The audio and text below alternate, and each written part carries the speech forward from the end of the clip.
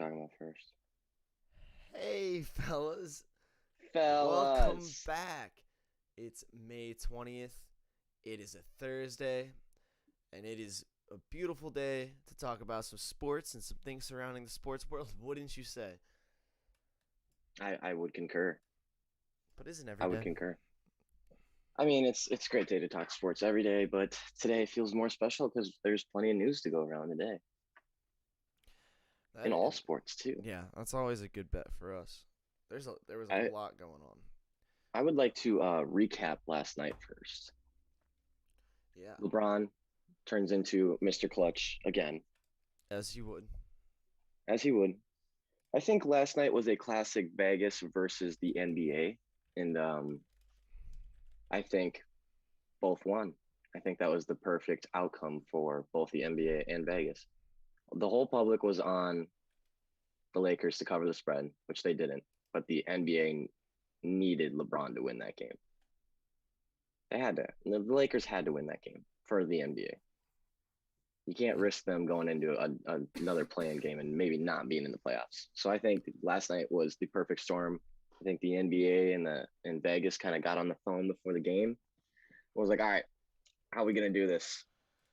And I The NBA was like, we need the Lakers to win. The Lakers have LeBron has to win. And Vegas was like, okay, but Lakers can't cover. And the NBA came back and was like, hey, we got you. We got you. Send a couple quick texts to the refs. Be like, hey, Lakers got to win, but Warriors can't cover. yeah, let's All give right. him a point right here. Give him a point right here. Give him a Hey, man, it worked. foul. That's a foul. That's a foul. Come on, ref. You know it. Give him two shots. That's another foul. You get him two more. Just I agree. classic. Um. But the Vegas or who did cash is the fellas because Oh yeah. the fellas faded the public, took the Warriors plus 5.5. Oh yeah. Cash that shit. Cash that shit. Um, And the we Grizz. stay, we stay. Oh yeah, and there is free play. Spurs plus 4.5. Cover it by half a point. What a weird game. What a weird game. Very weird. I think halfway through the third quarter, what Spurs were shooting 31% from the field, 34% from the Yeah, that field, was a brutal game. That was and Memphis was only shooting what 41%. yeah. Yeah, because they were right in there. DeMar DeRozan, I think, shot like under 25% yesterday, which is unbelievable that the Spurs came that close with DeMar DeRozan playing that bad. Because I would think that the only way that the Spurs have a chance is if that guy has a great game. Yeah, he's their Like he's their you guy they would need to think. score. He's their guy. What else? WNBA. Ooh, three Dude, and 0 on the season, fellas. Come on. we The Chicago love Sky. the The WNBA. Chicago Sky up 20 points the whole game. Did make it interesting in the last two when they got within 3 points, but then hit the free throws, hit a couple layups, cover that -6 with an 8-point win. Oh, Easy. we are killing it in WNBA. Easy. New favorite sport? Best sport to bet Already on? is. It Question already mark? is. It really is the best start I've had all season on anything.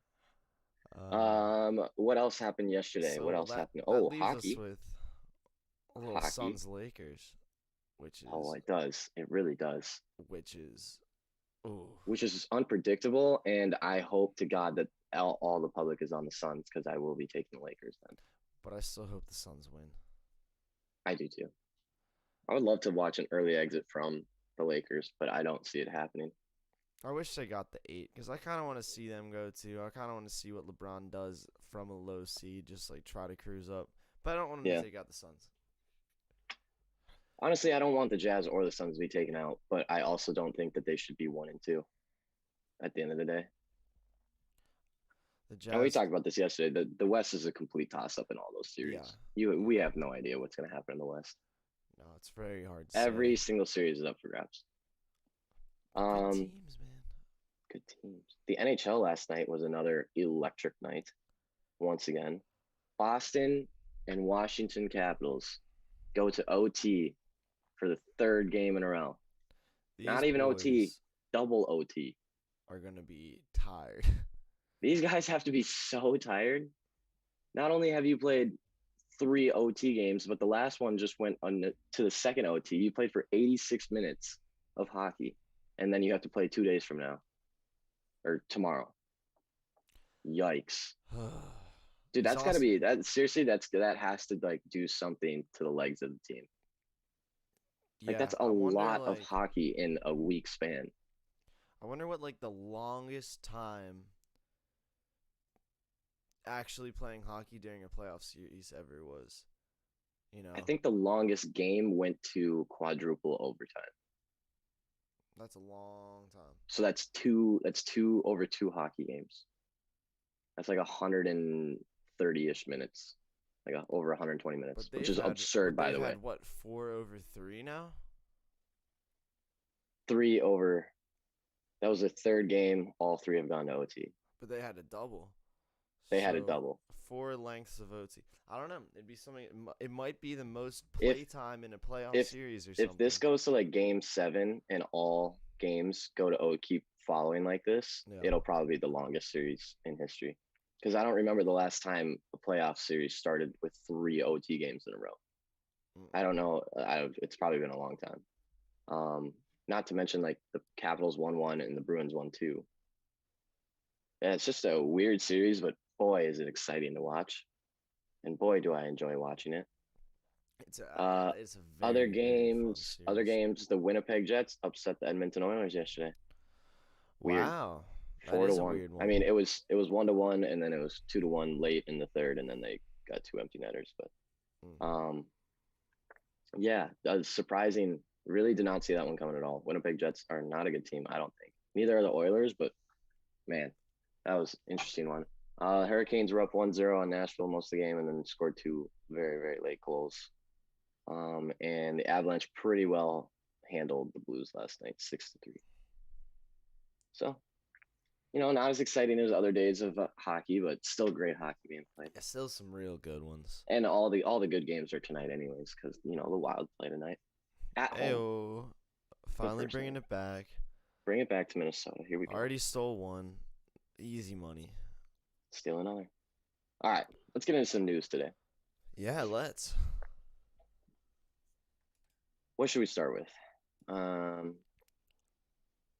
Well, the whole NFL voluntary workout slash working out and getting injured in a non-football activity, even though you're training for football, you're just not at the facility. It's all been a very big problem already this offseason, right? And the NFL is just like, okay, let's go ahead and make it worse. They sent on a sent out a memo, and it basically was just there to remind teams that any injuries sustained away from the club's facility will be considered a non-football injury for which a club will not be responsible for the players' compensations or any benefits.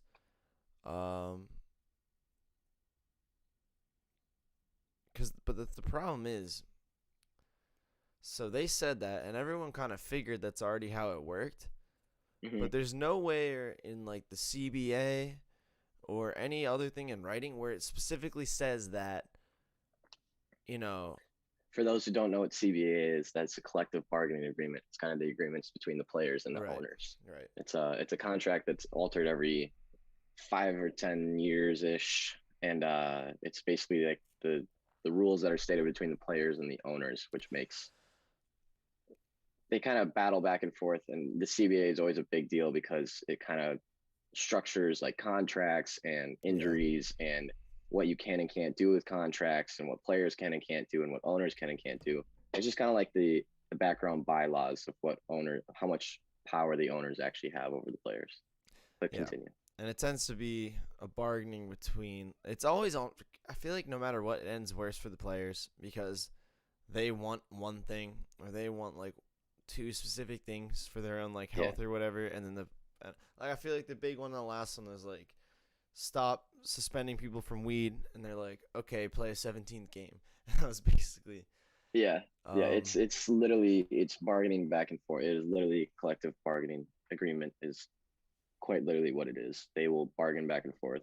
I think the last one they got more time for injuries or something like that. But then the NFL came back and was like, well, we're gonna drop the league minimum then.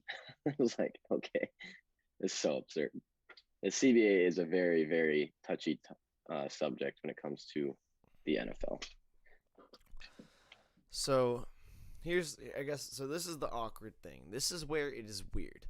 So in the actual CBA, it says no club official may indicate to a player that the club off-season workout program or classroom instruction is not voluntary, or that the player's failure to participate in these programs, blah, blah, blah, will not result in their failure to make the club or in another adverse competition. Basically, teams can't tell their players that anything in the offseason is voluntary, and they can't tell them that they won't be punished for not going. That's what the CBA says. So basically, all workouts are now not voluntary, and if you miss them, you can be fired. Right. Exactly. Wow. But obviously that's not how it goes. You hear about guys Yeah. holding out all the Yeah, time. You yeah. hear about guys just not not even holding out. They just don't show up, and it's whatever. But then so this memo says that the NFL issued, I think yesterday or today, or yesterday during the day. It specifically says that as long as a player got hurt in an in-facility thing or something recommended by the organization, they specifically said unless it's one of those two things, you don't have to cover the injury. But now it's coming out don't have to cover the injury, as in like don't have to pay for it. Just not responsible for the benefits, compensation, anything like that. Okay. So with James, oh, so you miss out on like salary if you hurt yourself outside of like practice and stuff because like if that? then they just if you've hurt yourself in a facility, the team won't just cut you. Yeah, okay. They'll rehab. But if you break your arm skateboarding, they could release you. Right. Or if you break your arm training for football. Like in an off season, right? Like with a personal trainer or something. If you tear something. Oh, interesting. So that's the CBA says you can't do that. The NFL just released a memo, and the memo specifically says that you can do that. So they said injury sustained away from the club facility without authorization by a club staff. So that means if you're away from the facility with authorization for the club staff, they can be compensated and the team can be responsible. But it directly contradicts the CBA. Interesting. And we actually already saw it, because what happened with James, the program he was going to was recommended to him by a coach. The off-season, just non-team ran thing was recommended to by his coach. So going by the memo that the NFL just sent out, that's okay. Going by the CBA, that is also a legal obligation. Which is literally a contract. Much more than a memo is. Yes. It says you can't literally a contract. So I think they tried to send out this thing to look good, like, hey, as long as, but I think by the way this has been handled, because he got cut, and then the way that everyone's reacting to it, nobody seems to believe him. Everyone's like, what is this? Are you just trying to like lie? Are you trying to just get people? Or what's the point of putting out a memo that it contradicts the actual contract that everyone signs? Yeah, and how are you going to put out a memo when you haven't done the back search of like, hey, this might violate a legal contract that we may or may not have signed not that long ago, I would add. I think the CBA was signed last year. The new CBA was signed last year, I'm pretty sure. Yeah, before the beginning of last season. Before the beginning of COVID, right? Yeah. Or like the COVID season, yeah. Yeah, that's a pretty stupid move. What's the backlash like? I mean, I'm sure it's not good. I mean, the problem is, most players, after what happened with James earlier. James. what's his name? Wow, the guy that got hurt. Is that his name, right? The Broncos player? Deshaun Hamilton,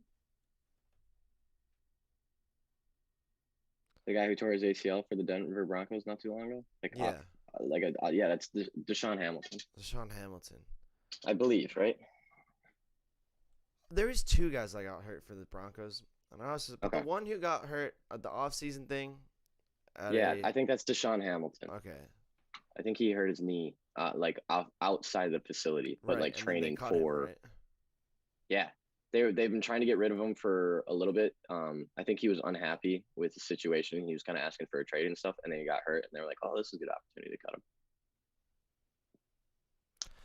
But the CBA says that you The can CBA, do the that. CBA, the CBA, the Broncos did exactly what the CBA says they can do.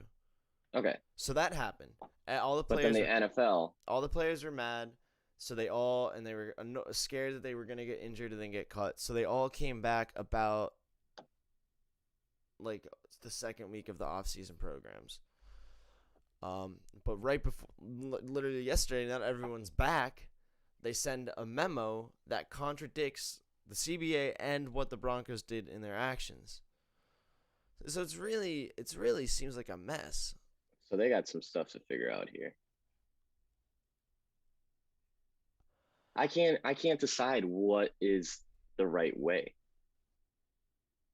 because it feels like if you're training outside the facility for football, like, Yeah, I mean, I feel like if it's any because you kind of can't you can't train all year inside the facility. You can't do that.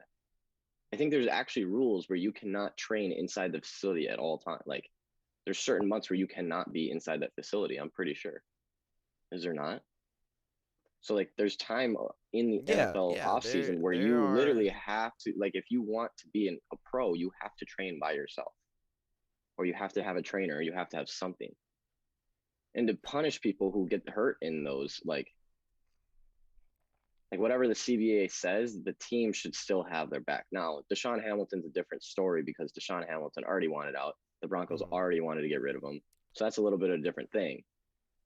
But I would think that, man, if you're a team that has a player who gets hurt outside the facility and you want to act like you're still in the best interest of your players, you do not cut that guy just in the No. interest of all your other players. Because now I'm sure everyone on the Denver Broncos is like, uh, yeah, I'm not training outside the facility. Like, Right, exactly. I'm not Now going to it's risk a bicep tear doing some workout and getting cut, not only missing half the season, but getting cut from the team that.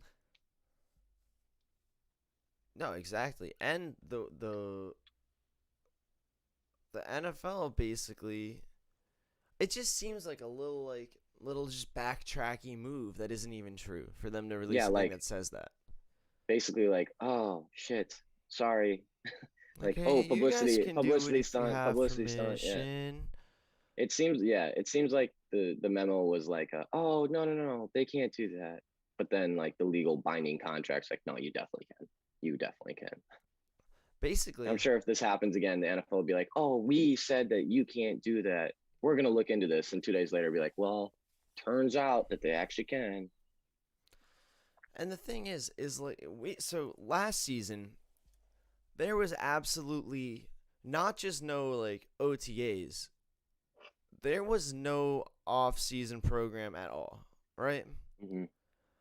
And I think week 1 you could kind of tell, especially with no preseason as well. Week 1 you could be like, oh, that's a little rusty. That's a little but by a few weeks in, it was just football again. Like it wasn't a noticeably different product. So I think that has made players be like, okay, you're telling me the only way I can be safe for the 29 weeks between the Super Bowl and OTAs Mm-hmm. is to either go to the facility the entire time or not work out at all.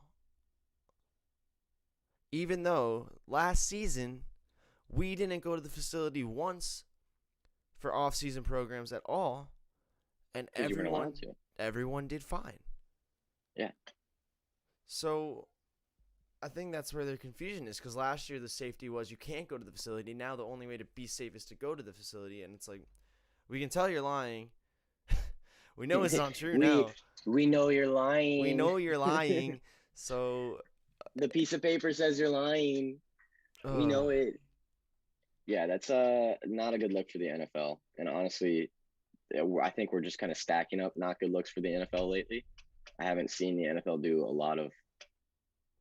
I mean, the NFL will always get trashed. All leagues will always get trashed on for the bad things they do, and the good things they do for players will always be hidden. But man, I feel like it's been a while since the NFL did something good for someone. they I do a lot of. They always do a good little. Oh, look what we did. Something that looks nice in a headline, but it's yeah, never. They're never. The NFL is very, very rarely in players' best interest for unless enough. they can avoid a lawsuit from it. Yeah, yeah, And I'd it's probably agree with that. and it's a shame because at the end of the day, we know that NFL players are on super big contracts. We know they make a lot of money. But these Hmm. guys go get pounded in the head every day. And they've been doing it for years. Most of the time, they're out of the league in 2, 3 years, and they make like a couple mil, don't have a degree, and then what? So it's not like Yeah. this ridiculous thing. And it seems like no matter what, the NFL will always favor the owners making more money rather than Oh the yeah. owners giving up a little bit for the players' That's well-being. because I mean the owners run the league. They do run the league, and it's They just a they shame that they own everything. it's like why do these Technically, Roger Goodell works for the owners. yeah, Technically, yeah, I mean it's not really true, but like technically he works for the owners. So the owners truly do run everything, which is stupid. And like I know the NFL is a business. I know that sports are a business. Like professional sports is a business. I get it. yeah. Like at the end of the day, it's a business. Like they're business moves. But man, I think we're getting to like just saying it's business and being heartless is a fine line that I think is getting crossed a little too often now. Like Yeah, and it's I always know like I the Deshaun Hamilton thing, like the CBA says you can do it. You've already been trying to get rid of this guy. He doesn't want to play for you. He's been open about like now. I don't think there's bad blood between the two. It's not like that. Like he's just been open about, you know, I don't really want to be here anymore. yeah. Broncos are like, we don't really want you here anymore. If you don't want to be here, that's fine. Like we have other people. Um, but like, But even the difference there. I mean, he tears his thing and then you cut him. Like, yeah, I get it. But So man, I the think thing we're really is, starting to get into that heartless. Like, we're really starting to get into like, hey, this is business. I get it, but this is also people's lives that you're dealing with here. right? And let's say he had not torn his ACL, right? He would have Hmm. either been cut, be flying around waivers, whatever, probably go somewhere else, or you get traded or something. And then, or if he tears his ACL at the facility, he is rehabbing the whole year and collecting his check. Yep. So now he's in a spot where he's injured and unemployed, and it's Yeah, just and like no one's picking him up. no one's gonna like. That's And it's see, on that's the ACL. part where I can say, well, that's a business decision. No teams have to go be a charity to pick up an injured Yeah, guy, I agree. but like, why can't he's out here training to play for the team, and as a result, he gets gone from the team. Yeah. It Yeah, just seems it's bad crazy too, to and me. it's a bad look for the Broncos too, because I'm pretty sure they drafted him. Hmm. Um, even though he didn't want to be there anymore, like he still gave you something. I think it's just a bad look. And like I said, I'm getting tired of these business decisions that are literally just wrecking someone's life. Like I get the owners got to take priority in the money, and like if you try and be nice to everyone, like your profits aren't maximized. But like, man, we're in a time and age now where we got to start being a little bit nicer to the NFL players because of COVID and just everything that's going on. Like it's tough to be in the NFL right now. Um, just give them a little bit of a break every once in a while. Like, And come it's on. even worse when you remember that the NFL Players Association, the union of the players, on the other hand, they're the ones who butt heads with the NFL and the CBA, Hmm. are the ones that recommended and encouraged all the players to not go to this. So in one ear, you have all the players saying, don't go to the OTAs, go do your own thing. Then in the other ear, you have the CBA saying if you get hurt, you will die. And then behind your head, coming from another angle, the NFL puts out a memo that's like, well, maybe. So this is actually the Juwan James one for the Broncos, I believe. Juwan James. Okay, yeah. He's out $10 million Wow. because he got hurt Wow. practicing football Wow. for a Yeah, football that's team at yeah. a You get at a hurt. place that the coach told him to go. Because I'm sure that because the coaches the Yeah. coaches don't want this to happen to the players. The coaches just want their players to be ready and like happy and good to go. The coaches Yeah, aren't I'm trying sure to screw the players out of anything. no. I'm sure that coach was not happy with that decision. So he probably came to coach. He said, "Coach, the NFLPA is saying don't go. What should I do? Where's a good spot?" And then he gave him this advice and went there. Yeah, And or I'm sure it's like hey, like at the end of the year they're like, "Hey, if you need to do off-season training and you don't have your own thing set up, go here." right, Like this is our kind of our spot. A bunch of us will be here, blah blah blah, like that kind of thing. Now, shitty situation. The NFL has some explaining to do. The CBA might have some altering to do depending on how the players feel about this, how it turns yeah, out, I and believe if it happens again. he's planning on filing a grievance. So Yeah, that'll he's not either gonna win lead it though. to a full-on suit or just to settle. They'll probably just settle, but he's planning on filing a grievance for his entire salary. Um, and that'll set the whole precedent for the year because That'll be interesting. if they don't do anything for him, then the teams are gonna just keep doing this. If they force him to settle up or even go through in a whole ass Boy, case, sending out that memo was really stupid then. really wanted that specifically says that they can Because go to the like that lawsuit, literally the lawsuit doesn't matter because of the collective bargaining agreement. Like you cannot beat the lawsuit. right. Like James will not win the lawsuit because there's already a legal binding contract of yes, you can actually do that. But then the NFL sending out that memo literally just shot themselves in the foot Right. to So where he's now you absolutely have got like a case. yeah, now he has a case. Like because the NFL did that, now he has a case. So that was just a stupid fucking move. Stupid move. But hey, it's the NFL and Rogers, so what do you expect? At least it's not the MLB and Manfred, because that guy's an idiot.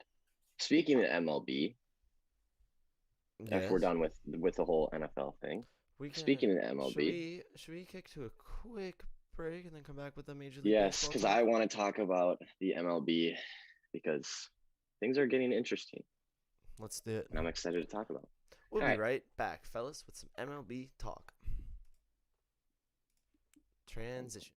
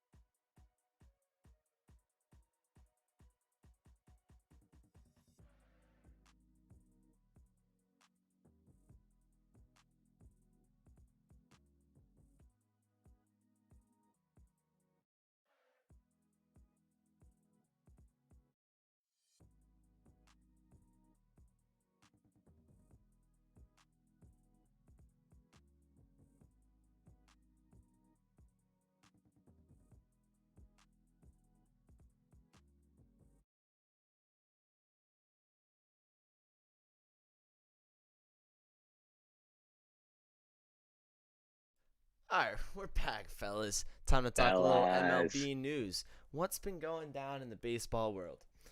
Well, so in the past couple of years of baseball, there's been a lot of changes. And I think it's for the good of the game, even though a lot of people don't think it's for the good of the game. So in the past couple of years, we've had the introduction of power hitters, like true power hitters, Mm-hmm. guys that literally will walk up to the plate, strike out, or hit a home run, which is not something that we've seen in the past in MLB. Normally, there's like one guy on a couple different teams that is kind of like that guy who just bats 100, but then can crank out a bunch of home runs in one game if he Right. needs to. More normally, it's like a couple guys in the league, not on each team. Not a couple guys on each team. Yeah. And that's been changing the past couple years to now where probably at least every team has one power hitter on it. One guy that just walks up there and he's either going to strike out or he's going to blast the ball into outer space. So that's been happening. And the reason for it, and because of it, we've been seeing a lot more home runs. Now, also when that became a trend, the MLB decided to juice up their baseballs a little bit. Oh. They decided that, hey, we need to see some more home runs. They changed the balls a little bit. They said they didn't, but everyone was like, you changed the balls. They literally broke the home run in a season record with like 30 games to go. The Twins broke it in a single team with I think like 26 games to spare. Is changing probably for the better for the fans. It's more an entertaining game now. There's more bat flips. Guys are running the bases slower. Right. It's just more entertaining. Also, never mind. So did they? So now, Was it on? Like, did they not announce that they changed the ball? Was it supposed no, to be? It was just it an was under the radar it was little. an under the radar kind of thing that everyone, like the players, were like, "Oh, that's weird. The ball's going a little bit further," and the pitchers were like, "Hey, these don't feel right. Yeah, Like there's something not the same." I mean, you have it's a good I, attempt, but man, I you think got a it's, I mean, whole I don't, thing of one wow. thing, I don't know why you just wouldn't come out and announce that, hey, we're changing the balls just a little bit. Not even say we're juicing them up, saying, hey, we're changing the integrity of the ball a little bit. And then when home runs start flying, being like, oh, yeah, we changed it a little bit to make it juiced up. And I Like, I don't. get the pitchers are going to be pissed and everything, like, And but how why do you wouldn't you just expect the announce it? how do you expect the players not to know? They've been picking up baseball since they were That's like my 10 thing years is like old every single how day. can you expect a pitcher from the Dominican Republic who literally probably came out of the womb with a fucking baseball in his hand. Right. He knows a baseball. He's been throwing the ball ever since he could move his arm I know what a with baseball feels like. the same baseball because all like all like you can go to the store and buy a professional baseball that they use in the game for $5. Like It's just a this is the baseball. common baseball. It's the same baseball. It's been used for a very long time. And you're telling me these guys have been throwing since they were fucking 2 years old. Can't tell the difference when they're 30 and all of a sudden one season they're like, hey, that's not, this isn't this, hey, like feel it. It's not the same. But now, this year, so that's been the past couple of years. Just weird things have been changing in the MLB, probably for the Secret. better of the game. Um, Now, this year, we have a trend for the pitchers. So the most Mm. no hitters in a season, which is not combined no hitters, one pitcher, full game, no hits. You can walk them, you can hit them, but you cannot allow a hit, a no hitter. The most in a season ever is 7, and it's happened 3 times. It happened in 1990, 1991, and 2012. The 6th no hitter of this season was just thrown last night by Corey Kluber of the Yankees. The Okay. sixth one. And We're not even near halfway through this season. and the way that the first three are spaced out like makes so much sense, you know? Like it Yeah. makes it seem so consistent. Like here's 7, and then like 20 years later, and then like 20 years later, and then it's just so. So What's the thoughts on it? Why? if you'd like to hear my take on it, Yeah. I think that we have seen a lot of juice balls. We've seen a lot of advantages for the hitters. Right. And I think the pitchers are fighting back now because there's been a lot and a lot of allegations this year about sticky fingers. Yeah. There's been a lot of videos, yet the MLB is doing nothing, absolutely nothing. I think this is the way of balancing what's been going on in the MLB. And I think the MLB is totally there for it Do you because they think like seeing no hitters. I think the MLB is totally fine with this new trend. I think they're totally okay with it do you think because they you are knew it? seeing, Do you think they knew it, and do you think they knew that would come when they changed the ball? And once they saw a spike in home runs, they knew I that. don't think so. I don't think so, but I think they're here for it and they're Yeah, totally okay with it. Um, Now, I don't know what it's going to do to the game. I don't know if it's going to slow down the game again, but no hitters are really exciting. yeah. No hitters are probably one of the most exciting things in They're baseball, boring for especially when it's 3 innings, and then it's exciting for the rest of the game. yeah, no, when a no hitter starts hitting like the fourth inning, people Yeah. start getting really, really excited. Like that's a way to keep every single fan in the stadium, even if it's a 9-0 game. Hmm. Like no fan, if your team's pitcher is throwing a no hitter, no fan is leaving that building, or not many, I should say, because everyone wants to see a no hitter. They're cool. They're incredible. It's one of the most incredible things to do in all of sports is to throw a no hitter. Yeah. It's Bless you. thank you. Bless your soul. Oh God, my stomach is so sore. Those cops hurt so bad. um, but yeah, so we have six already this season, and if you've been watching any baseball, if you've been seeing the videos, there's a lot of close-in videos of people catching some sticky fingers. Pitchers are getting much better at hiding it. Hmm. I've seen the one I saw the other day was Garrett Cole had it on his like ring finger at the very bottom of his glove. So he'd go like this, he'd grab the ball, he would look back to check second base whenever there was a runner there. And as he did that, he would lift up his finger. So he'd go like this on his ball. He'd lift up his finger and scratch his glove right here. And you can't see it in a real eye. It had to be like a TV camera that someone took and then clipped and then zoomed in, and you could Right. see like him fiddling with his finger. And then I forget who else. I think it was John Means, the Orioles pitcher, the crazy good pitcher. Um, I saw the clip of him, and it was on his finger right here on his glove, and you could see he had a routine, and then you'd go like this, and you could literally see his like the skin of his because it was really zoomed in. You could see the skin of his finger like stick to his glove as he pulled it away. Like Hmm. you could literally see his finger like it looked like a piece of gum was on it. So I think the pitchers are fighting back because they need to with the juice balls and everything. Now, pitchers, you already can't really hit a professional pitcher, so I don't know if this is a good thing. But man, I like a little controversy in baseball. It makes it entertaining again. It makes people like me and you who didn't grow up really enjoying baseball that much because it's an older game and there's more exciting sports I now. just didn't play, Um, you know? didn't play and like, sorry, baseball games are kind of boring at the end of the day. Like in the past, they've been kind of boring. Now baseball games right now are not that boring because we have no hitters being thrown. We have juice balls and balls flying out. We have guys bat flipping, guys getting in fights, benches clearing. Like MLB is in a pretty good spot right now. MLB is definitely on the rise, I think. And I think playoffs, and like we've talked about it before, where the jump between regular season baseball and playoff baseball is incredible. Like, man, playoff baseball is insane. And I think this year is going to be I think we're on track to see a very, very exciting MLB season, Oh yeah. especially with all the teams right next to each other too. The way the standings are right now, and the way that the teams are playing, the things that are happening in these games, and it makes you think. It makes you think two things. First is this seems pretty calculated because of literally what you just said. Like, oh, we're people that thought baseball wasn't that exciting to watch, but now we think it's exciting to watch. And I think a Mm-hmm. lot of people in our demographic agree. And I think the ratings reflected that. They're on a hard decrease. And so, I mean, The MLB up until, I mean, the MLB is still declining. Don't get me yeah, wrong, yeah. but the MLB up until 3 years ago was on a rapid descent of like. Remember when they first started announcing the pitching clock? Mm-hmm.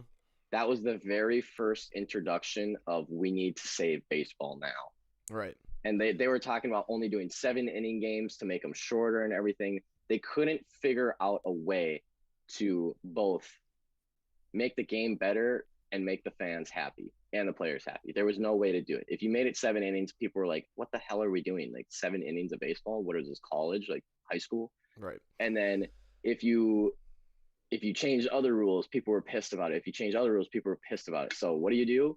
Nonchalantly juice up some balls, give them some steroids, like And then watch those things go, let the pitchers watch cheat. things go flying, and then when the pitchers start cheating, and you have video evidence of pitchers cheating, and you're not suspending anyone, you're not fining anyone, you're not even talking about it. The MLB is not even talking about it. So Man, they are letting the players dictate where this league goes. And hey, Manfred might be an idiot, but he's letting it play out, and boy, is it entertaining. here's the one thing I'm worried about happening. It seems like the MLB's policy on cheating is, please don't let us catch you. Don't get caught. Please don't let us catch you. So, and everything and if we do catch so you, far, we're not going to do that much about it anyways. Because right, someone can win a World Series with electronics on them, and we're still really not going to do much about it. Yeah, gosh, but eventually, because at least the pitchers are trying to be sneaky now. Eventually, because if we know about it, MLB players know about it, you know. And the MLB, like the MLB as an organization, everyone knows. Everybody knows about it. But at least it's still at the point where, okay, it's zoomed in on some weird thing. Eventually, someone's going to be really bad at it. It's not going to be, yeah. Eventually, everyone is going to see it. So I can see one of two things happening. Eventually, people are going to find it, and they're going to have to punish them, and the dude that gets punished is going to be like, but bro, that guy was doing it, that guy was doing it, that guy was doing it. Either that, or the batters are going to have to do something to get an advantage back. Especially if it's like Wild Wild West MLB, they see that pitchers can do whatever they want. Maybe bring out the cork bats. Maybe bring, like. I don't know. I also don't think the players want to get into a battle of who's cheating more. No, I don't think. I don't think the batters want to get into an argument. Yeah, I don't think the batters want to come out. I don't think the batters want to come out and be like, hey, they've got stuff on their face. Like, now, granted, there are very many players that will be pissed about this, but you got to realize that batters have been cheating in baseball for decades. Like, sign stealing. Exactly. Like the second baseman telling you what pitch is coming by what he read on the bottom. Like pitchers having to do like weird things to keep the batters like cheating at a minimum. Banging on trash cans, having sensors that tells you when a curveball is coming, like all of these things that batters have been doing, and now the pitchers have a little bit of pine tar, and I don't think the batters want to get into a hey, who's cheating more kind of argument. Because at the end of the day, it's pine tar, and all it's doing is giving that guy a little bit better grip on that ball, which honestly is a big difference because that like balls have been literally going like this, and like I watched a pitch from a Yankees pitcher the other day, a clip of it. He threw it, his arm comes downwards like this, and the ball goes upwards like this in the opposite direction.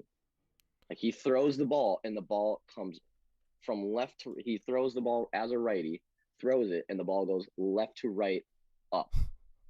Like, what? You just threw a brick, like a literal small brick, and you made it go upwards because you threw it so hard. Yeah. And all the way across the plate. Yikes. Now that's scary, and I don't know how you hit that as a professional batter. But yeah, we have 6 no-hitters this season already, and 7's the record. And I'm gonna guess we're gonna have 6 more by the end of the season. So this is a full season, right? This is a full 162 this year? I do not think so. Maybe is it? I was trying to find. It looks like it is. It looks like it's a full 162 game season. And we're about, for most teams, what, 40 to like 43 games in? Yeah, everyone's like somewhere between 40 and 45-ish. Okay. Probably. So 162, yes. We're back to 162. Almost exactly a quarter of the way through the season. On pace for 24 no-hitters. And if you think we get to 12 no-hitters and the batters aren't like, all right. Yeah, all right. We got a problem here. Yeah. But like this is the thing is the MLB is doing things and they're not saying they're doing things, but at the end of the day it's so blatantly obvious that they're doing things. Like when the home run record hasn't been broken in a while, Mm-hmm. or gets broken and then it doesn't get touched and then it gets broken and it gets whenever it does get broken, it gets broken by like 3 home runs or 5 home runs. Right. And then all of a sudden 1 year removed after the MLB is rapidly declining, you've already tried to change some rules that people didn't like. 1 year removed from that, all of a sudden the home run record gets broken by what, 50, 60? Like, Yeah. hang on. And now we have, okay, like the hitter record gets broken by one in 1990, and then it gets duplicated in 1991, and then it's not touched again until someone matches it in 2012. Like maybe there was a change in 2012, maybe there was more pine tar, but now we have 6 already. Like these are not incremental jumps. This isn't like, oh, we're on pace for 9 no hitters this year. We're on pace for 24, over 3.5 times the amount that's ever been done in the history of the modern era of baseball. Like, there's clearly things going on. And if Do you you don't think? think there are, you're being dumb and oblivious. And if you don't like it, then leave, because this is the way the MLB is going to be now. It's going to be more records broken, more balls flying out of the park, more pitchers getting no hitters. Like this is the way that the MLB is going to be, because it's the only way the MLB can survive. And if you Do don't you like it, then think? go watch something else. Do you think that in the future, say 20 years from now, when people are looking back on records for them, hold on, fly in my room. When you think that in the 20 years from now in the MLB, people will look back on it like, oh, that was in the weird ball era. That doesn't count. The same way we look at like the steroid era. That was the weird ball era. That was the sneaky MLB ball era. That home run No, because I records. think that this is the way it's going to It's be. not. They're Like just not I going to don't change I it don't back. think I don't think the baseballs are ever going to get changed back. I think that now that's been implemented, and now that like it's just kind of something that's like, oh yeah, they changed the balls. Like that was a couple years ago. We don't even care about it anymore. Like deal with it. Oh, It's just the way it is. did you see Um, this? no, That they maybe plan not. to alter the balls. So they did this last year. They juiced the balls 2 years ago. So they made an announcement that they're changing the balls for 2021. So Yeah, I but they guess already that did. was their way to try to make Yeah. it. So they Seemed treated like it like they it was a admitted new it. thing for Yeah. this year. Yeah, no, it wasn't. And I did hear about that earlier, and I heard a baseball guy, some ESPN guy talk about it, and he's like, really? Like, now I don't know if they maybe further altered balls. Maybe they did. Um, but to say that this was the first time that they've altered the ball in a while is just stupid. Like, no. We watched the home run record get broken by a gazillion. Like, it's not a new thing. Oh, this is interesting. This is just this random. All right. So they're saying that after the. So there was a sharp decrease in the home run percentage for plate appearances from 19 to 20 to the COVID season. Mm-hmm. I think personally, I think that's just because of the number of games played. Because everyone gets heated up. They're playing a fraction of the games you normally play. I don't know. That's what I felt like. It just seemed like That stat is definitely misled, because it was a shortened season. You had guys that hadn't played professional ball before. Like that's a very misleading stat. And I think you had more power hitters, so that's even more the reason. Like people were striking out way more. right. But they're saying that in 2020, after it decreased a little bit, it's honestly pretty minor. They're treating it like it's a lot, and I don't really know how the percentage would normally change. But it's like it's a fraction of a percent, but it's probably significant considering there's more than 100 plate appearances. It's like it's probably a lot. It's probably significant. But they said that they claimed that it's because they did tests on the balls. They said that they did tests on the balls, and that because they're all hand sewn, that I guess the quality control was wrong, and the seams were getting higher up, and it was increasing drag on the ball. But why would the ball going slower make it harder to hit homers? Maybe more grip on the ball is what they're trying to say, so the pitchers can put more spin on it. But they were specifically talking about, the MLB said that their testing determined that the drag on the ball as it went through the air was causing the problem. I which mean, is maybe just not enough so velocity weird. to get it back out, but it just doesn't make sense. It doesn't make sense because the season before they broke the home run record. Like that is still not up for question at all. And the Not weird even a thing little is, bit. It they're was they smashed. they're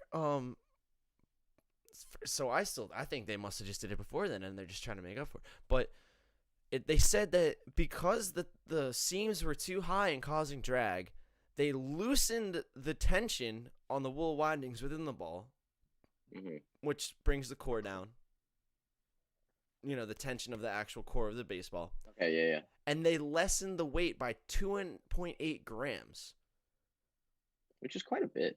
But how I does would think that if you're used to throwing a ball. making the ball less tense and lighter has nothing to do with the drag? It just makes it like like what is that?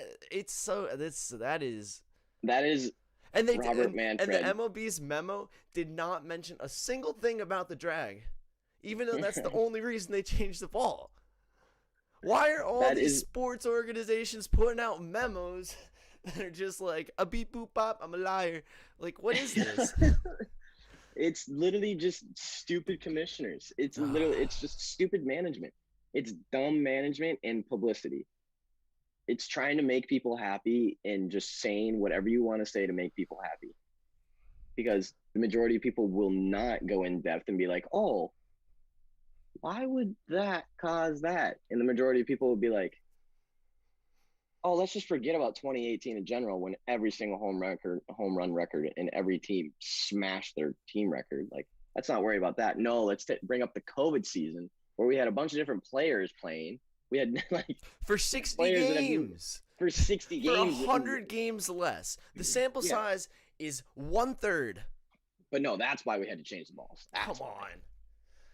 It's And they did, just come I don't on. understand. I don't understand why leagues just don't come out here and are like, "Hey, we're doing this.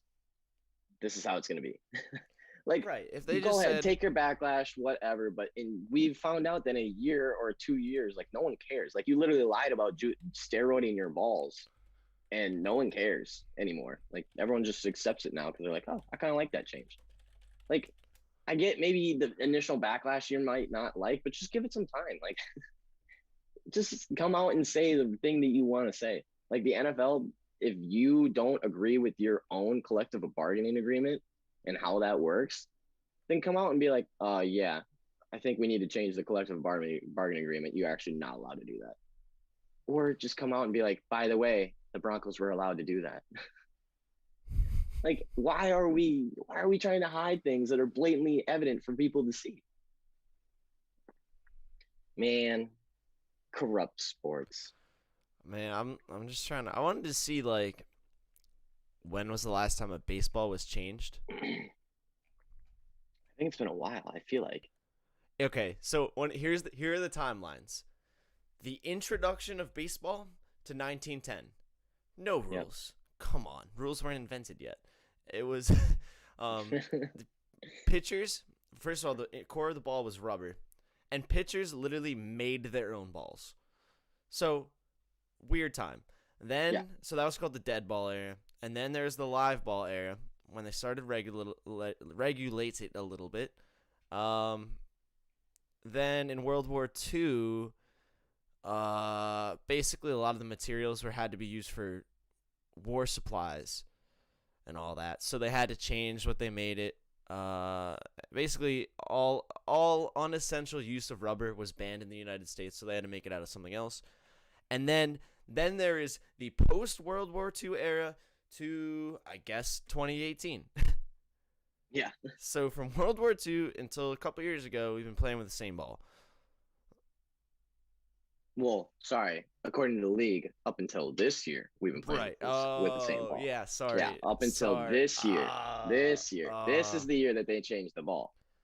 Dude. Which why tell people that you're changing the ball now and not 2 years ago when you clearly changed the ball? Dude, I don't know. Shout out to the guy I saw on Five Guys wearing the Manfred Hates Baseball t-shirt. That was fire. Everyone loved it. Everyone was like dapping him up. It was sick. Shout out to that guy. Manfred really doesn't like. I don't know what Manfred. I don't know what that guy does. That I have never seen a commissioner more hammered for a trophy presentation ever. This dude called one of the oldest trophies in sports a piece of metal Dude, in it's at on least national multiple pieces television of metal. on Come on. national television at the trophy ceremony of last year's World Series. This man called the trophy a piece of metal while slurring all of his words and talking about things that no one had any idea what he was talking about. Dude, if I'd been training my whole life, I'm a professional athlete. I just won the World Series. And this dude comes with the hunkiest piece of metal. I would sock him. he'd be he'd be getting socked. I would that's so like oh my god. That every time I'm reminded of that. I It's the most ridiculous thing that has ever happened. No, that's not true, but it's up there for things that commissioners have said. I want. Do you think I can like share my screen? Because I really want to show. Hang on, let me Yeah, watch wait. this real quick. Yeah. Let me try to. We'll go to the. We'll pull up our. Oh my god, it's so bad, dude. It's so bad. I just listened to the first 6 seconds of this clip, and it is so bad. Yeah, wait. Do it on the Zoom, and then I'll Should get you I? in Okay, here. I'll share my screen. Oh, host is disabled. Participant screen sharing. Bro, You have to go to my bad. more. My bad. Yeah. We're sorry for the viewers, but this is definitely worth the wait. You're gonna want to see this. If you don't know what we're talking about, you need to watch this because it was bad. This is just the MVP presentation. This is not when he called the trophy a piece of metal. This is just him slurring very, very, very, very badly. Let's go.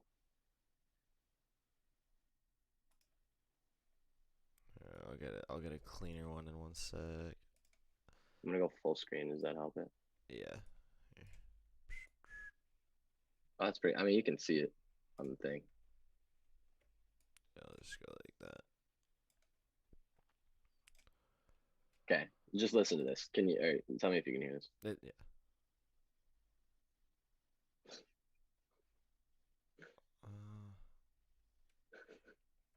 Wait, I don't know if I can. I can't hear, but I also don't know.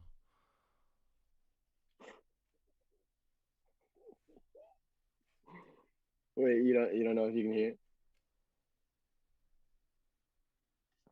I don't know. Here, wait. I'll try to pull that up. Wait. Let me see if I can.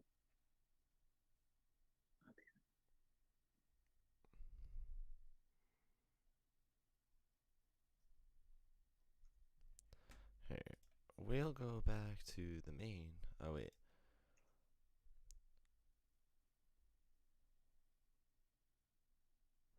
Here, I'll try to pull it up on. I'll try to pull it up on Yeah. Do it on mine, and yours. then it'll be a nice little. Here, get your screen out of here, bro. Get your Yeah, YouTube out of here. How do I? Whoa. I can't get back to Zoom. Ah, there we go. Wait. Stop my screen share. Stop Eric, it. you're I ruining the can't stop show. it. I know. I can't stop screen sharing. It won't. Oh, stop sharing. I It's on the stopped other you. one. Thank you. I had to Thank stop you, bro. I just found it too. Yeah, wait. I literally just found it. I'll try to pull it up. If you can. If not, it's fine. But the slurring is next level slurring. Like this man was in rough shape. Yeah, wait. I get that. I'll get that working. Okay. Quickly before that gets started, Tim Tebow's officially signed on the Jacksonville Jaguars. He's officially on the team. He's officially on the team, and he is officially one of 6 tight ends on the official roster right now. Well, that's six tight ends on the same roster. Chris Manhertz, James O'Shaughnessy, who came from the Kansas City Chiefs behind Travis Kelce, Luke Farrell, Ben Ellefson, and Tyler Davis. Manhertz was signed in free agency as well, but he is a blocker. Davis played in 8 games last season after the Jaguars selected him in the 6th round. Farrell was the team's 5th round pick this year. So they took a 6th round tight end last year, a 5th round pick this year. They picked up another one in free agency, and then they signed Tim Tebow. Interesting. So What are the odds Tebow actually makes his roster? Probably pretty good at this point. You think? Yeah, especially because they got 6 tight ends. They'll drop a couple. But you think he'll beat out 5 actual tight ends? No, I don't think he'll beat them out, but I think he'll make the team. Yeah. I don't think he'll beat them out. I don't think he'll beat all. And maybe he'll beat 2 of them out, but and make the fourth. And maybe he is the 4th best tight end on the roster, but I don't think so. I'm very interested to see if he is or not. I really like. Out of everything, I think I'm most interested just to see if he's good at playing tight end or not. I know that's not really probably the point of having him on the team, to be a really good tight end. It's probably more so just as a guy, but no, I mean, agree. I'm interested though. I want to see if he, like, is this just a kind of a publicity stunt or a locker room thing, or is this actually like this guy can still play and like he can actually play tight end at the professional level? It'll be interesting. I'm just like I'm kind of tired of hearing about it. I just want to see it. Like I want to see him in action in a real game. Because if he gets cut, then everyone will be like, "Oh well, clearly he wasn't as good as everyone said." I think I got the video here. Okay, see if it works. Should work.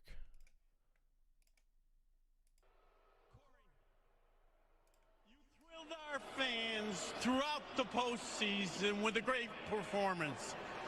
You led the Dodgers to a World Series victory, and it's my pleasure to recognize your great play with the Willie Mays Most Valuable Player Award presented by Chevrolet.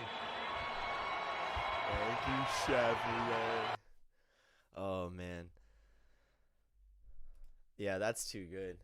That's so bad. That dude does not talk like that in real life, by the way. That is not how he sounds. He does not if sound you were like thinking that we're that just dude, making fun of someone with like a speech impediment, that is not the case. That dude's a billionaire and is a billionaire because he can talk and not sound like that. Yeah, the commissioner's job literally is to talk without sounding like an idiot. Yeah, it's literally his one job is, hey, you got to be good at public that's speaking. So and bad.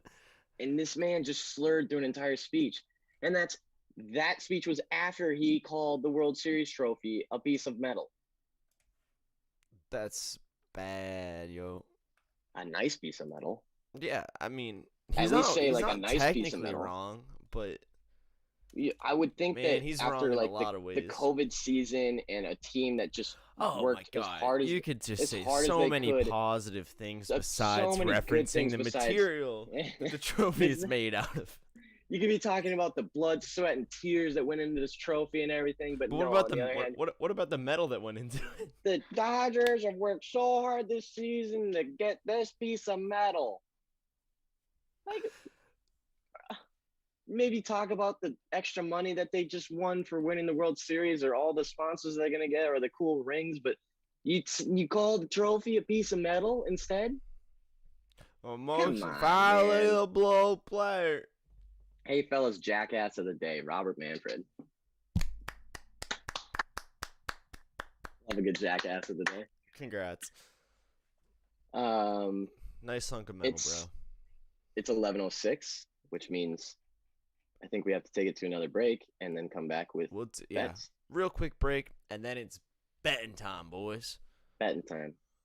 All right. We'll be back in 2.5.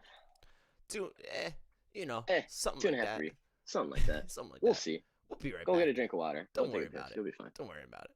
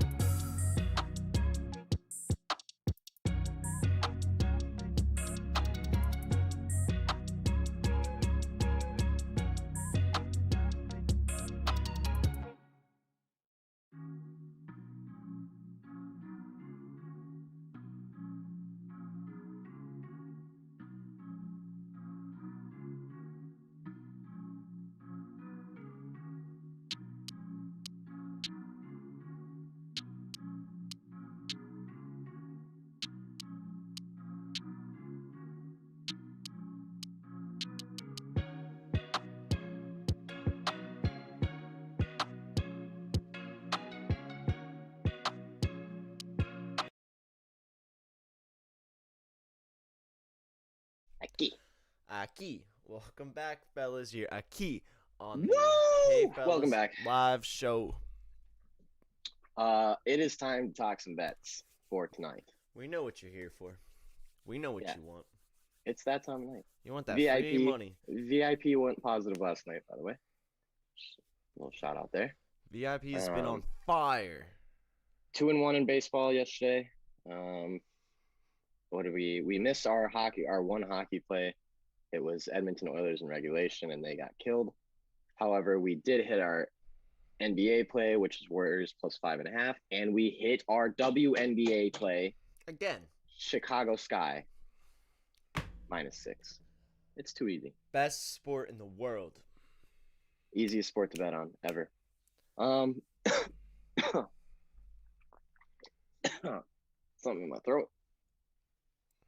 Come on, Eric.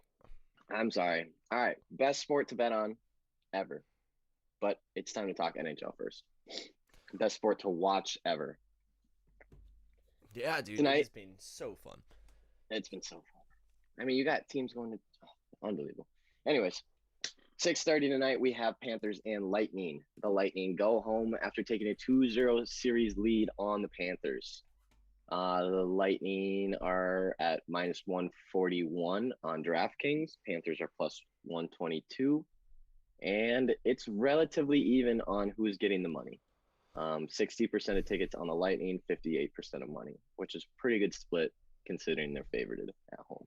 Yeah. I really like the Lightning in the spot. I think the Lightning are getting really disrespected. I think the Panthers are a great team, and I think that's what everyone else knows as well. And that's why people are still continuing to bet on them. But we need to understand that the Lightning were the best team coming into the NHL this year, and the only reason that they didn't remain that way is because of injuries, and those injuries no longer exist. So, you're liking them? I like them a lot. I mean, it's crazy to me that yesterday or 2 days ago they were getting -114 away at the Panthers when the Panthers are a very good home team and the Lightning are an okay away team, and now they're getting -140 at home. I would think that it should be like -170 at home. And that's full game. That's full game or just regulation? Full game. Oh, That's full game. Yeah, that's what I'm saying. That's why it's interesting that I think the Lightning are a good spot tonight. So Again, that's probably like what, -110 or better for 60-minute? 60-minute would be like plus 110 Woo! at those kind of odds. Yeah, and then -1.5 would probably be like plus 170-ish, 150-ish maybe. The only thing is like Panthers probably take one at some point, maybe. They take one at some point, but man, you would think that they were going to take one in the first two Yeah, games, not not here. wait Not now. until they got to Tampa to try and take one. Yeah, I mean, I can see the Panthers taking one, but boy, good luck with the way the Lightning have been playing. The fact that they went into the Panthers arena and beat them twice. I don't know. We get the second game of the Northern Division tonight. So The other weird, one, by the way. That yeah, keeps I throwing me don't. off. That North, really the keeps North throwing me Division. This off. is why the North Division shouldn't even exist this year, and they should have just taken the Toronto Maple Leafs and put them in someone else's playoffs, because it's the only team that should be there anyways. All the other teams suck, and they have to play irrelevant games with the Canucks and Flames. It's just, what a stupid division. This is why Canadian teams need to stay in the CHL, because this is the National Hockey League. The national, because nation, the United States, one nation, under God, indivisible, with liberty and justice for all. We have there. It pisses me off, Sean. There's a National Hockey League and there's a Canadian Hockey League. Yet the National Hockey League is made up of a quarter of Canadian teams. And the NHL will just throw back in face, but our market is 50% Canadian, and we need that. No, we don't. We don't need Canadian teams in the National Hockey League. Trust me, the Canadian players will still come over and play. I hate. Why do we have to have Canadian teams? They're already better than us at hockey. Stay up there and play better hockey. We don't want you. That is my let me balance Minnesota it out. rant of the day. We love Canada. We love all nations. We do love. If we could I have do. global hockey league, we would. I guess we kind of do sometimes, but By the way, we love all countries. I would like and it to be known that all I know that sport. I'm in the complete minority in thinking that Canadian teams should not be in the NHL. I know I'm probably the one person in the entire world that gets mad about Canadian teams Bro, in the NHL. Canadians should not be playing hockey with us. I have a beef with Canada. Let me have my beef with Canada. Everyone thinks they're the nicest people on planet Earth, and they're not. Canadians are mean people. Not all of them. There are nice Canadians out there, but they're mean too. Anyways, we have the Toronto Maple Leafs versus the Montreal Canadiens tonight at 7:30.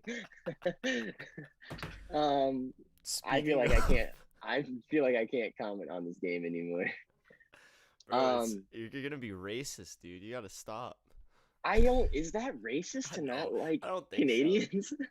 I hope it's not. That's nationalist. Is it nationalist? I don't know.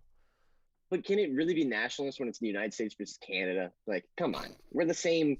We're the same thing. We're right. We kind of do the same shit. Yeah, you're from Lower Canada. I don't even know, man. You're talking about your. People. I really am. I really kind of am from Lower Canada. I'm kind of like the Canadians that got kicked out of Canada, and that's why we don't like Canadians. That's fair. We're like we try to be kind of like them, but like we're the American version of Canadians. I think that's where Minnesota's hatred of Canada comes from. So we're like, no, we're the ones who get to talk funny, not you. You stay up there. I feel like this is so racist, but also like it's Canada, so you can't like. God, all right. We love Canada here at Hey Fellas. We love Canada. We do love Canada. We love Canada. A lot of our TikTok followers are from Canada because we post hockey stuff. So we love Canada. But boy, sometimes I don't like Canada. The Montreal Canadiens and Toronto Maple Leafs. The Toronto Maple Leafs is getting -210 at home. Canadians are at +178. Interesting system play on the Canadiens. NHL first round, lower seed off of a loss. NHL first round, lower seed off a loss. 46% win rate, 15% return on investment. Interesting. Yeah, makes sense. Which means the favorite wins 54% of the time, by the way. Yeah. Just throwing that out there. But however, the Maple Leafs are getting 98% of the money, so that is something to watch for. It seems like everyone thinks that the Maple Leafs are going to win. And honestly, in the playoffs, what I have noticed is a lot of times the 98% teams have been winning. I think the Avalanche have gotten 98 and 99% both nights they've played. I think the Hurricanes have just about gotten it both nights they've played. And both those teams have won both games. So now the Penguins got it too and got shit on. So, but that is interesting that Vegas seems to not have a very good grasp on the NHL playoffs yet. They will. Yeah, it's just it's tough with the where most of the bets are just money lines because and it's very juiced money lines right. too. Like so Colorado's been coming in at -3 something both games. I mean that's why betting on a bet that's successful 46% of the time still nets you 15% return. Yeah, because every single one is a pretty major dog. Yeah, no, I definitely agree. It's just, man, when you normally see 98%, 99% consistently get stacked on one side, like fluky things happen. It just seems like in this playoffs, it has not. Like the good teams are just good. Like Colorado Avalanche are just fucking good. Well, definitely in like the Avalanche and the Maple Leafs cases, like you couldn't say anything like that for anyone in the East. No. It's just because I think with the way those divisions are, they really do have one team that is the team. Yeah, and in the Hurricanes instance, I mean, they've been getting a lot of money too at not that high of money line.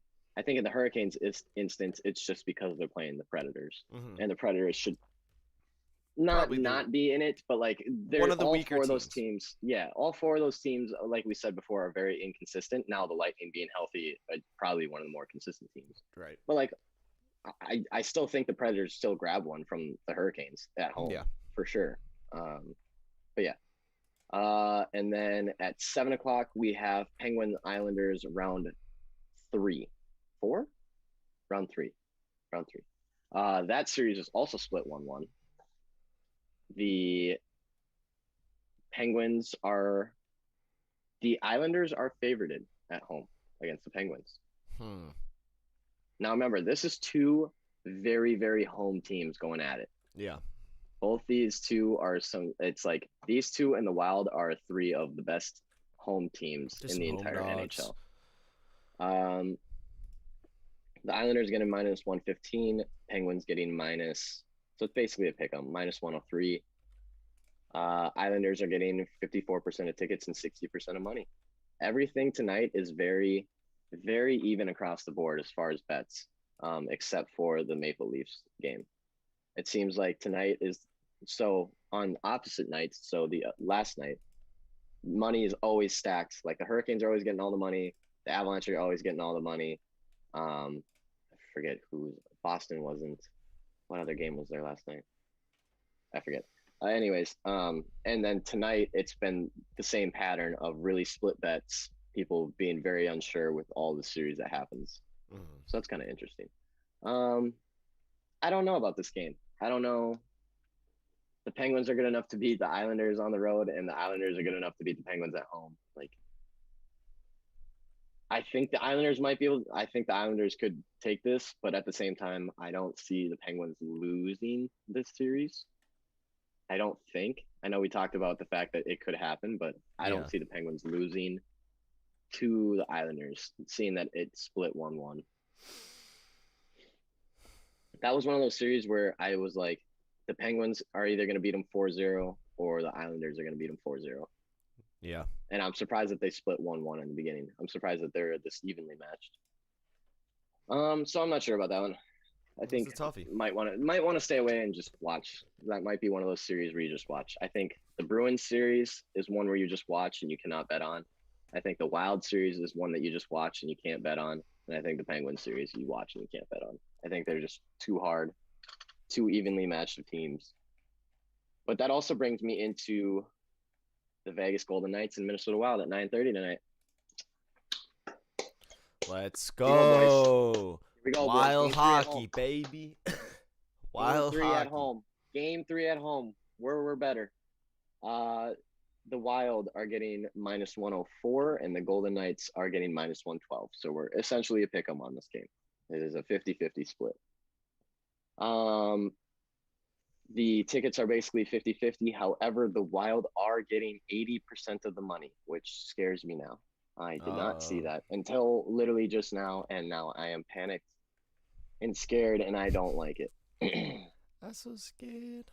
I would have much rather seen the 80% on the Golden Knights, not on my team. Yeah. And as I've said before, I took game 1. I bet the Wild, got it. I laid off a game 2 because I wasn't sure. The Vegas line was kind of jacked up. I felt like they were probably going to get one at home. But boy, I will be staying away from this game as well. Essentially a pick 'em at home. I would think Wild have the advantage here. But there's a guy called Marc-Andre Fleury who has plans of his own on this postseason. Yeah. And boy, is it going to be a tough one to get past that guy. I don't know how long he can keep it up for. I feel like a blow-up game is bound to happen where he lets in 5 because it's just Marc-Andre Fleury and like he's done it in the past. But boy, if he shuts us out in the next 3 games, I also would not be surprised with how he's been playing. Fun fact, I have a replica Fleury jersey when the Golden Knights first got created. Thought I ordered it in my size. Turns out it was a kid's medium. So I just have this really tiny Fleury jersey. It's been in my closet for like 3 years. So nice. Big fan. Let's get him. Big fan. No. Let's not get him. Let's not get him. As a Wild fan, man, that guy is just terrifying right now. And I'm a huge fan of Marc-Andre Fleury, but right now that guy is probably my worst nightmare and worst enemy because his glove is one of the most impressive things I've ever seen in hockey ever. That thing can snatch anything. That's one of those guys who can definitely like catch a fly with chopsticks. Yeah.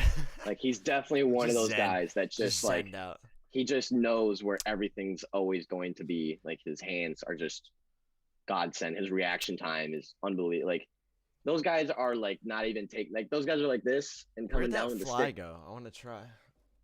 Yeah, you need to get Ow. him. Those guys are literally coming down for slap shots, and Fleury's hand is already where it should be before the shot. He like knows where you're going to shoot it before you Insane. even know where you're going to shoot it. Yeah, that guy's crazy. But no, I'm probably staying away from Wild. So that sums up. I think we're taking Lightning tonight. Mm-hmm. I probably would lean Lightning. I would stay away from Islanders Penguins. Stop it. I just got a call. That was the loudest thing that's ever happened in my life. Oh, that My went volume was right in the my pods, volume. huh? Yeah, that volume was all the way up so that I could hear you, and that call was right in the pods. Ouch. Anyways, Lightning money line. I don't think we need to take them in regulation, although we could and have some fun. I don't see why the Maple Leafs don't beat the Canadiens tonight, but that division is very weird, and I don't like it. So we'll leave it at that. And the Wild and Penguins series, we are going to stay away from betting because we are smart bettors, not stupid bettors. Huh? Sometimes. Sometimes we like to push Hey, the envelope a couple for the times. fellas, we're smart. You should see what we do on our own time. Oh yeah, yeah. For the fellas, I'm a genius, but on my own, from separate like if I just bet only the stuff that I do for fellas, which I do by the way, I do bet the stuff for fellas. If I just left it at that, oh, money. I should just move my units from $50 to $100 and just play with that because we're kind of a low unit group. We don't like to really make big splashes or big losses. But man, if I had $100 units right now, last month I'd be up $1,600. This month I'd be up $600. And I just didn't do stupid 18 team parlays. Yeah. But we don't like to talk about those. It's NBA time. We have one NBA game One tonight, Sean. NBA game with huge a big one. playoff It's a big one. implications. It is. Thursday. The Wizards are getting -3.5 against the Pacers. -3.5. They're getting 58% of tickets and 72% of money. I'm going to go out on a limb and say the Pacers beat them. That's what I was thinking. I don't understand how they're good. I don't get it. It doesn't make any sense. I don't understand how they keep winning games when they've been banged up and everyone's been hurt and all these other things. But at the end of the day, they're just winning, and they won't stop winning. The thing is, my thoughts on Pacers versus Wizard. You know that I've been very fearful of them. Yes. Because I just have seen, out of nowhere, Westbrook and Beal, one of them just chooses to drop 50 on a day. But the way that the Pacers are winning games is just better. And they're doing it with like half their starters. Right. But it's like one of those situations where they're just playing so much better team basketball. And I think a lot of the time, I don't know, you'll see not on like a championship run necessarily, but even early rounds of the playoffs. Sometimes the teams with like one guy and they lost a star and then a bunch of dudes just coming together and playing team ball can really do some damage. Like, it can really, sometimes that's what you need. Sometimes you don't need the distraction of a bunch of guys wanting the shots, wanting the ball. Sometimes you just need some guys who are going to go out there and play. And I think that's what the Pacers have right now. And I think we saw it with the Heat last year. Yeah, I mean, you have the one, you have like the one star in Jimmy Butler who kind of like is the leader, but not necessarily the guy. Like he's definitely leading the team, but he's not the guy who takes every single shot. The guy who you need to hit the game-winning shot, the guy who needs to have the game-winning play. Like, there's a bunch of those guys, and maybe they're not the best 1v1 players or whatever, but in that scheme, in that chemistry with those players, they are probably some of the best players in the league. And I think the Pacers are doing the same thing. I don't know how. It doesn't make any sense to me. So here's something though. Did you hear that Karis LeVert Is got back. he didn't get the COVID now? He didn't get the COVID now. I heard he got the COVID. I heard he got the COVID, but did he play the last game? He did not play in the last game, but no one knew why he was out. And then it came out that one player in the NBA. He didn't play the last game. I thought he did. No, he didn't play. It was a weird scratch. Okay. And I believe he's going to be out back, today. I believe he's going to be out. LeVert. Oh, really? Let's go to NBA injuries. Let's figure out CBS or ESPN. I kind of like ESPN better for basketball injuries. I'm pretty sure that he is out, and even if they make the playoffs, he's gonna. Yeah, he absolutely LeVert got is COVID. expected to miss 10 to 14 days after yep. landing in the league's health safety protocols. Yep. Miles Turner, a ways away from returning. Yeah, that's Jeremy Lamb is out. Yep. Malcolm Brogdon is questionable. He'll play. And he'll play. But TJ, man, they've been doing this. They've been doing this for how long? Right. They haven't had all these guys for. I mean, they've had LeVert. That's a loss, dude. That's an important thing. And 10 to 14 days. But they also didn't have Sabonis for a while, and they were winning games without Sabonis. Like, it doesn't matter who's gone; they're still winning games. Yeah, and they won. They won 2 days ago without LeVert. Still, if Brogdon isn't 100%, they are going to struggle because that's now Jeremy Lamb, LeVert, and then it would be Brogdon as well, which are all their shooting guards. Yeah, they're gonna have to run TJ in some. Yeah, I mean, you just put that guy in for 45 minutes. It's easy. Pacers are 6-0-1 in their last 7 against the spreads. And the Wizards are 7-0-1 against the spreads in their last 8 games following a loss. So the Wizards bounce back the Wizards bounce back very hard, and the Pacers are just on fire. I think I like the Pacers in this. I like them. I do, but they're just playing good ball, man. They're just playing good. That's all it is. There is a system play on the Wizards. More money on favorites, which has a 62% win rate and a 20% return on investment.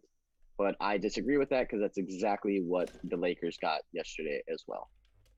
And the Lakers did not cover. So that's NBA. What's the total at? I really like taking the under. Oh, it's got 89% of money. I really like taking the under in Wizards games. I think that people think that their offense is more. I think people think that their offense is more crazy than it is, and I think people think that their defense isn't as good as it is. Yeah, I agree. Like, they've been playing much better defense as of the past month compared to what they were playing in the beginning of the season when all their games were like 140 to 140. Yeah, those boomer bust type offenses, like what the Wizards have, in my opinion, are always a great way to take the under because you'll always see Vegas accounting for it with maybe 4.5, 5.5 points more than like a lot of other spreads would typically be with those teams. Yeah. And assuming it's not one of those big boom games, you can, because most of the time it isn't. Even though it's what's in the news all the time and what everyone always talks about. It's not, no. Most games it's just the ones you see. Yeah. Like, don't get me wrong, they're still putting up 118, 120. Right. 115, 110, like, very consistently. But they're not putting up 140s. You just see that because of, like you said, the highlights and everything like that. Beal's really good, and he can score really, really well. Obviously, he almost had the scoring title this year until Steph decided, oh, all right, let's go get back. Let's go. All right, I'm going to try now. All right. But I suppose we need to make the playoffs. Like, unless you are James Harden, like, you can't be guaranteed bucket like that. Like, no one else is averaging, like 32 or whatever, you know? Agreed. So, that is NHL and NBA, and I have MLB. God, okay, yesterday. I want to talk about this. Yesterday, what did I say? I said John Means is on the mound, and we need to stop betting. Everyone needs to stop betting based off what the starting pitcher looks like. And John Means took the mound yesterday, and he pitched. Now, hang on. He had 0 runs scored on him through the first 5 innings. And then I think he let up a home run. And then he got pulled in like the 6th inning. The score when I saw it was 5-2. Now I did not watch this game, so I'm not totally sure, but the score when I saw it was 5-2. And John Means was pitching. And then John Means got pulled out, and the final score was 9-6. Because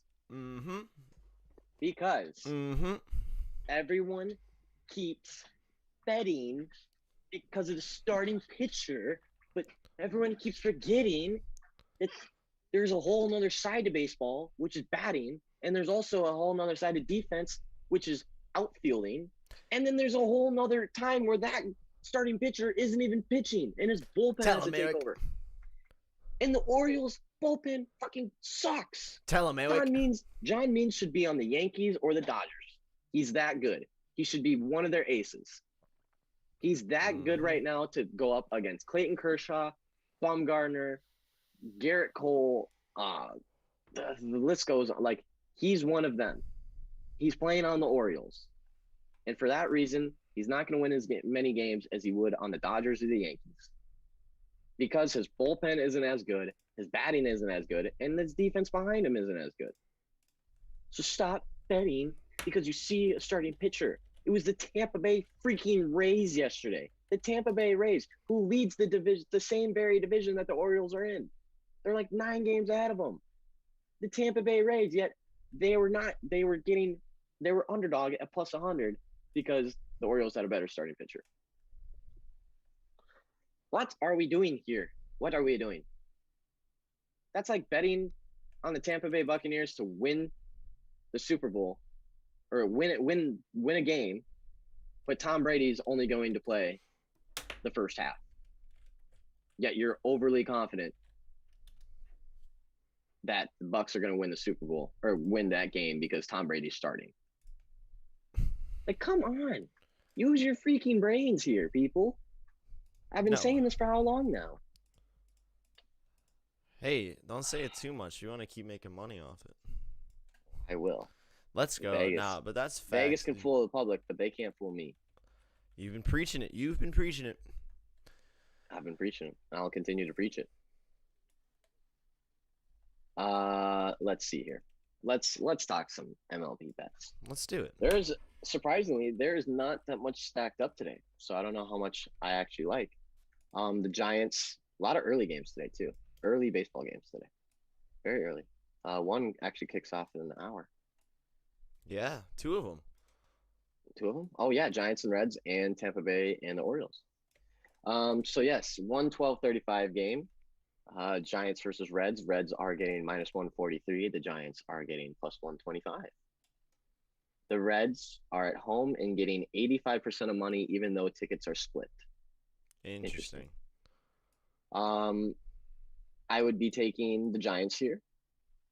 I might actually take the Giants here due to the fact that the Giants are a better team, I believe, getting plus money and are only at 15% of money on the public. I think that's a good spot for them. I'm sure the Reds have a good starting pitcher, but as I've said before, I'm sure it's Castillo or something because he's a very good pitcher. And that'll only matter until he's no longer in the game. Yep. And then we see what happens. Yep. And we'll see what happens with the bats too. Another 12:35 game, or the other 12:35 game, is the Tampa Bay Rays versus the Baltimore Orioles. The Baltimore Orioles are getting plus 140 after being favored yesterday and then losing 9-6.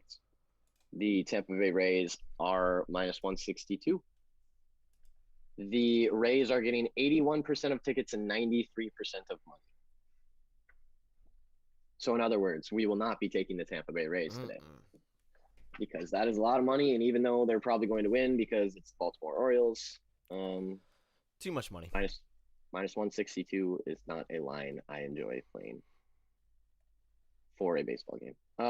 The next game of the day kicks off at 2:05. It is the New York Yankees versus the Texas Rangers.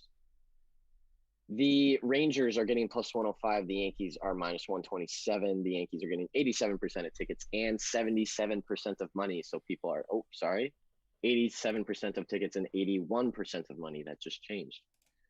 which means the Rangers are getting 13% of tickets and 19% of money, which means this might be a decent day to fade the Yankees. Now, yeah? plus 105 is probably not worth it on the Texas Rangers because they aren't that good of a team. However, the Rangers have been giving the Yankees some problems. And you sure would love to fade the Yankees. I And sure then hit would. that bet. Ooh, that'd feel good. And fading the Yankees and hitting the bet is oof. Those are good ones. Yeah, Rangers might be worth a shot today if you're feeling a little gumption and you have a little hatred in your heart for the Yankees like me. Rangers might be worth taking today. Next game is at 2:20. The Washington Nationals versus the Chicago Cubs. The Nationals are getting plus 110. The Cubs are getting minus 127. The Sharps are on the Cubs. Tickets and money are pretty evenly split here. Let me see who's pitching for, because I know it's not Max. It's Joe Ross and Trevor Williams. I don't think I really have a play there. The series has been kind of going back and forth. The Nationals have actually been pretty decent during the series. But it's hard to sweep a team. And the Cubs and Nationals are very inconsistent as it is. So probably staying away from that one without anyone leaning one side heavy. Next game is at 3:37 between the Houston Astros and the Oakland Athletics. 3:37. Yeah, I don't know what these times are. Hey man, I'm just here. The Oakland Athletics are getting plus 102 at home against the Astros, who are getting minus 122. Game 1 went to the Athletics. I think they won 6-5. Game 2 went to the Astros last night, where they won 9-1. So, tickets are split pretty even. However, the Astros are getting about 84% of money. So might be a good spot to take the Astros at a low odds. They're better on the road than they are at home. Wait, I need to make sure that's still true. That was like last week. No, they are not. They are no longer better. Sorry. But yeah, the games have been kind of split. Astros killed them last night. 84% of money is a lot, but with tickets being split, I don't think it's overly that much. And at minus 122, might be a good spot to snag the Astros on the road. Next game. Are you ready for this one? 4:07. 4:07 o'clock. I like that better than 3:37. Yeah, I Not by agree. much, 4:07. though. Yeah, 4:07 definitely does sound nicer. I like it by like 30 more. I don't know. The LA Angels and the Minnesota Twins at 4:07. The Angels are getting minus 107. The Twins are getting minus 108. Essentially a pick 'em. Angels are getting 60% of tickets, but the Twins are getting 75% of money. Boy, when I see the Twins getting the majority of the money, I would fade them in a freaking heartbeat. Lewis Thorpe is on the mound. Alex Cobb's on the mound. Both pitchers haven't pitched a lot this season, aren't very good pitchers. The Angels are without Mike Trout, which is a big deal. Always a big deal, but they got their guy. But the Twins are also Shohei Ohtani. That guy's a legend. Unbelievable. However, the Twins are the worst team in baseball, I believe. I think they have the worst record. The Angels have only won 4 of their past 10. The Twins have only won 2 of their past 10. Both teams that are very shitty, but the Angels are at home where they do play better. Minnesota's on the road where they do play worse. I think this is a good spot to take the Angels. Sorry, that line. Hang on. Hold up. Breaking news right in front of my eyes. The Angels are now getting plus 105. The Twins are now getting 60% of tickets and 70% of money. Oh, yeah. I don't know where that came from. I don't know how that just happened. But we like that. Yes. The Angels are now at plus 105. The Twins are now at minus. Am I being stupid? There's 2 games today. 2 games between the Twins and Angels today. Your boy was being dumb. 2 games, one at 4:07, one at 7:07. The Twins are getting majority of money in both games. However, the Angels in the first game are getting majority of tickets. If I was a betting man, I'd be taking the Angels in game 2 because they're getting plus 105. And I will see what that matchup is. And I It's believe Jose you are. I Barrios. believe you are a betting man. And I am a betting man the last time I checked. Jose Barrios and Canning are going at it. They're basically the same player or the same pitcher. I'm not sure why the Angels would be getting plus money, but hey, we're here for plus money wins. So Angels in game 2 may be a good spot. Honestly, in both games are probably a good spot because they should beat the Twins both times. When's the next game? 4:07, and then we don't have another game until 7:05. Nice, clean, crisp number there. 7:05. I like that. Love Much better than 3:37. Much better than 4:07. We need more of that, MLB. More clean cut 7:10, 7:15s. I'd appreciate more like a 7:30 or an 8 o'clock, but hey, we'll take what we can get when we can get it. Quit being weird. Quit being weird, MLB. Robert Manfred, stop being a weirdo. Be sober. The most valuable player. The most valuable player. We're not making fun of him. We're making fun of the fact that he was hammered during a trophy presentation. I mean, we are making fun of him, but well, it's allowed. yes, we are making fun of him, but it's allowed because he was hammered and being an idiot. It's not our fault. It's not our fault. He was an idiot. Also, we don't like Canada. Eric doesn't like Canada. Yes. Hey, fellas, LLC loves all nations. Eric does not like Canada. The Phillies are at home tonight against the Miami Marlins. That is the Philadelphia Phillies, if you couldn't figure out by their name, the Phillies, by the way. All right. Getting minus 117, and the Marlins are getting minus 103. I believe the Marlins did beat them yesterday. The Marlins, despite being the underdog, is getting more tickets and more money than the Phillies at 58% and 67%.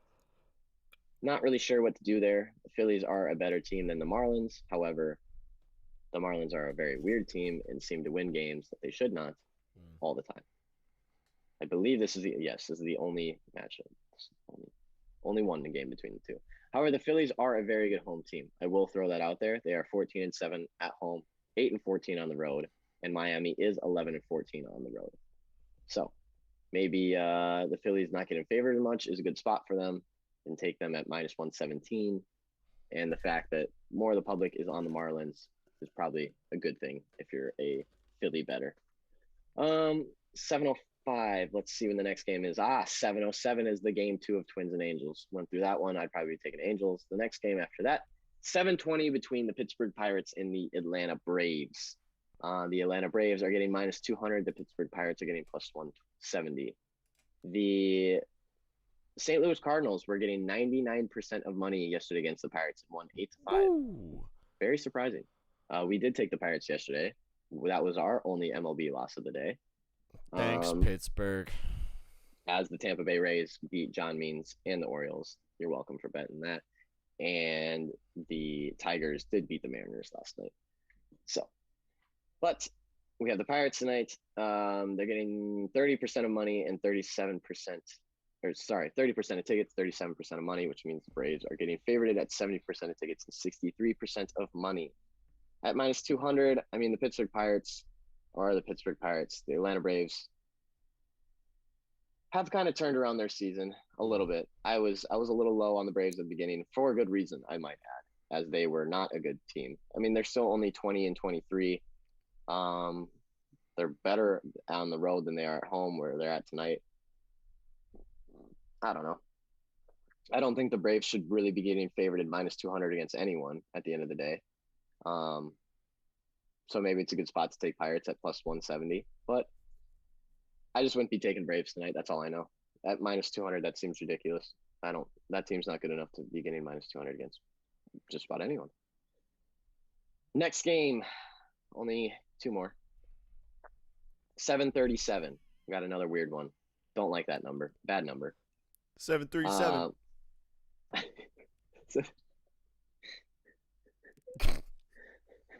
All right. We got Toronto Blue Jays minus 136 against the Boston Red Sox, who are getting plus, that just went away, plus 115. The Blue Jays are at home in Toronto, in Canada, even though it's called the major. Oh, I suppose it's not called the National Major League Baseball, so I cannot be that angry about it. However, I can be angry about the NHL one because that does say the National Hockey We League. get it, Eric. Yeah, all right. Anyways, the Toronto Blue Jays plays the Boston Red Sox. They're getting 36% of tickets and 75% of money. The Toronto Blue Jays have been playing really well lately. Boston Red Sox are kind of hit and miss a little bit. Let me check their last 10. So Boston Red Sox have won 6 of their past 10. Toronto Blue Jays have won 7 of their past 10. Wait.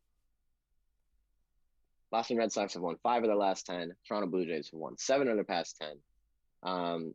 Blue Jays are hot right now. They are 10-6 at home.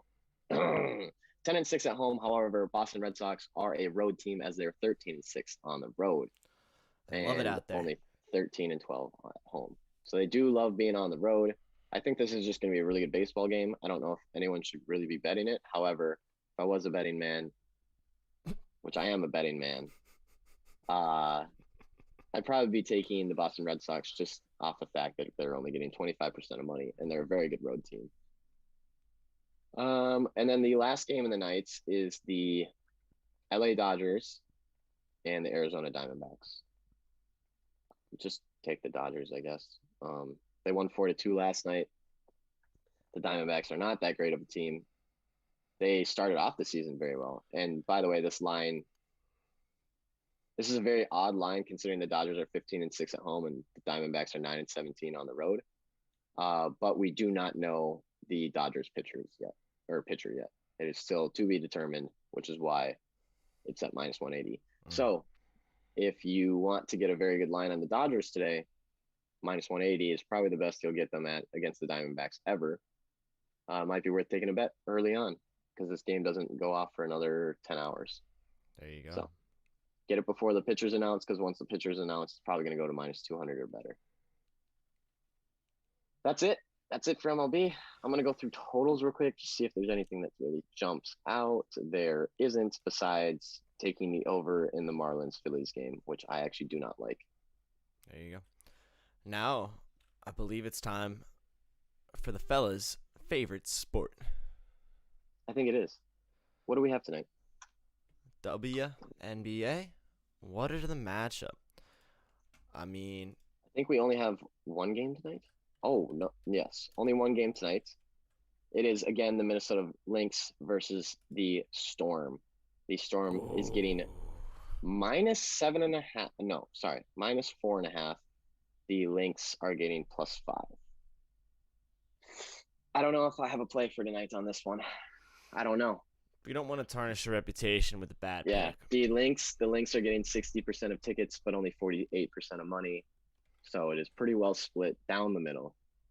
The Lynx are at home tonight, getting +5.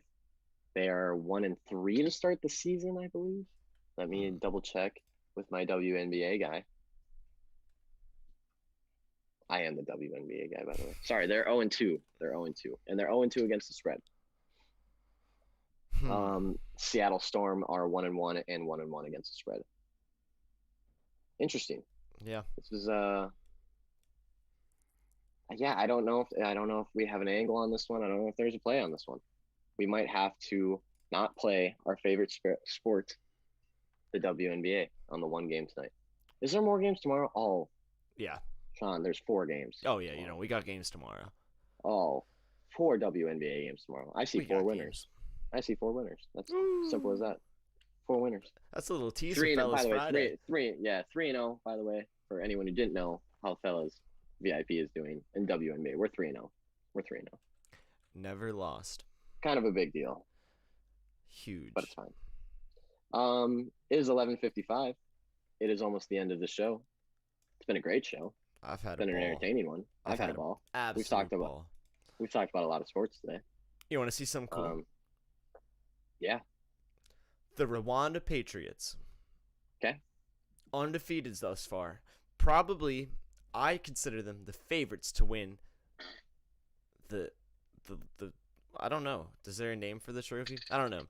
But they might win the African probably. Basketball Championship. J. Cole, contributing member of the team. As you know, in the one game he scored a basket. Now there is another number on his stat line for the season, and that is a block. And that is a Oh, and we have big it man for you block. here, folks. Ready? Oh, yeah. A block Yeah. and this is textbook. This is textbook. Block, save, back and bounds, beautiful. Hang on, I'm watching it on the YouTube. Absolutely Oh, beautiful basketball. oh, J. Cole. He's feeling good off the album, you know. Oh, J. Cole. Yeah, he's got a little. Ooh, that was nice. There you go. So now he's How got tall 2 is points. J. Cole? Huh? How tall is J. Cole? I think he's 6'6". Is he really that tall? Yeah, he's either 6'5" or 6'6", I believe. Wow, Oh I no, thought he he's was like not. He's 6. only 6'2". I'm I thought. Okay, I'm I a was liar. gonna say. I thought he's 6'2". I thought I looked it up before and it was like way taller than I thought. It's still pretty tall, Okay. but I mean, that's pretty good block for a guy who's 6'2". yeah, he's just grinding down there in the paint. I would like to bring up Love to NHL see it. futures before we go. Oh yeah, I is there would any like changes to there? reestablish. No, but something that's just caught my eye today. 1 and 2 is still Avalanche and Golden Knights, which is still doesn't make sense to me. Number 3 is still the Toronto Maple Leafs. Number 4 is still the Hurricanes, and number 5 is still the Lightning. And I wanted to talk about the fact that the Lightning are at plus 800 right now. The Florida so that Panthers. changed, dude. That's because I have the one from yesterday over here, and Lightning were 650 before, so that's Interesting. that is. Oh, another- see, our odds are a little. So this is actually not the same odds that I have. yeah, it doesn't seem like it. This was Yeah, this is mine are from- going off DraftKings from- DraftKings Sportsbook Gotcha. as of right now. So as of right now, the DraftKings Sportsbook, it looks like everything on your list is just jacked up a little bit higher than mine. Mm. Anyways, the Lightning are getting plus 800 right now. Now, the Florida Panthers are a very good hockey team, playing very good hockey at the end of the year. They're a very good home team. They just had 2 home games against the Tampa Bay Lightning. The Tampa Bay Lightning beat them 5-4 and 3-1.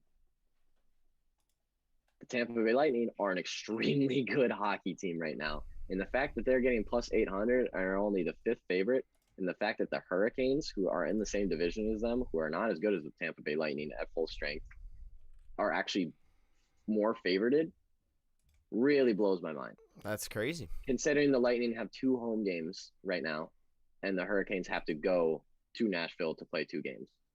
Remember, the Lightning are the lower seed, so they took 2 on the road and now get 2 at home.